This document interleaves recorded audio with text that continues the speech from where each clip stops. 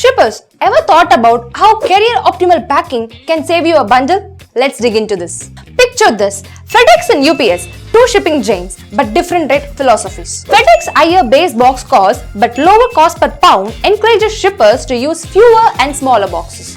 For a specific shipment, the best choice was one large box and one small box. Switch to UPS, the scenario flips. Their lower base box cost but higher cost per pound discourages using very full or heavy boxes. The same shipment with UPS required two medium boxes and one small to avoid overpaying. In fact, packing as per FedEx optimization for a UPS shipment can lead to overpaying by $1.93 per package. Now multiply that by hundreds of shipments and you see the impact. This is where precise SKU data comes in. Analyzing each product dimension helps you choose the right box, whether small, medium or large, perfectly tailored to each carrier's preferences.